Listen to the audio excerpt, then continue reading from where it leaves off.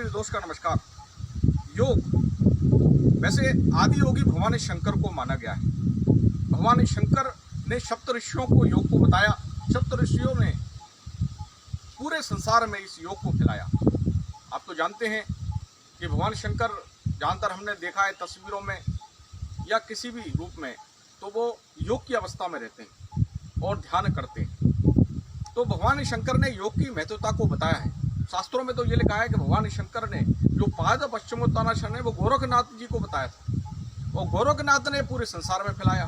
सप्त ऋषियों को बताया था, सप्त ऋषियों ने पूरे संसार में फैलाया। तो योग एक महत्वपूर्ण है हमारे संसार का। संसार में जो प्राचीन सभ्यता है उसमें योग को विशेष महत्व दिया गया।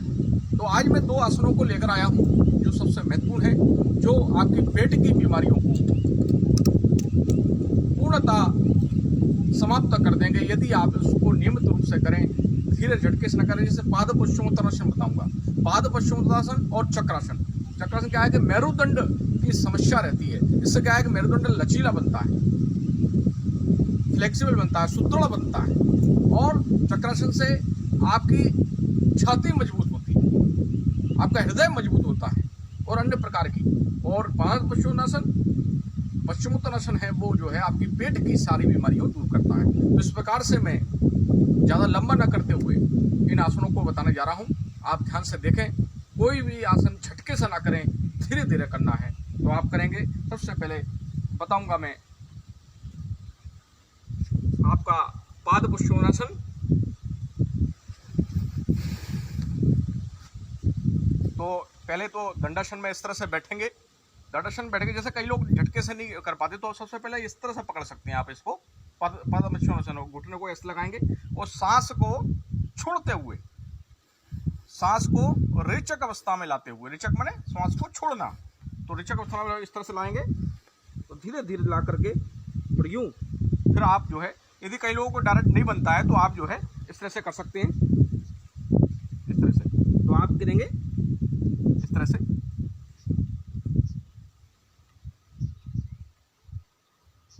लीजिए 3 से 4 बार इस तरह को करना है। तो ये हो गया पाद पश्चिमोत्तानासन। अब चूंकि हम आगे की ओर झुके, तो इसके बाद यदि आप चक्रासन करते हैं तो बहुत अधिक लाभ होने वाला है। चक्रासन जो है आपके मेरुदंड को बहुत अधिक लचीला करता है, सुदृढ़ करता है, और लोग ज्यादातर ये चाहते हैं कि हम जवान बने रहें, तो उसके लिए चक्रासन सर्वश्रेष्ठ है।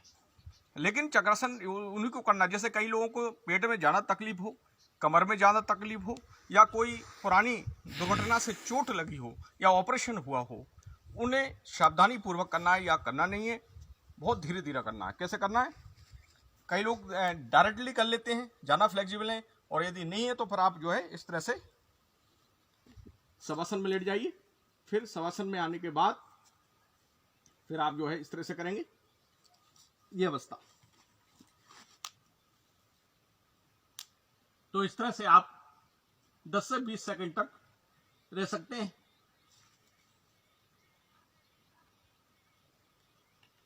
धीरे धीरे आएंगे, एक बार करते हैं,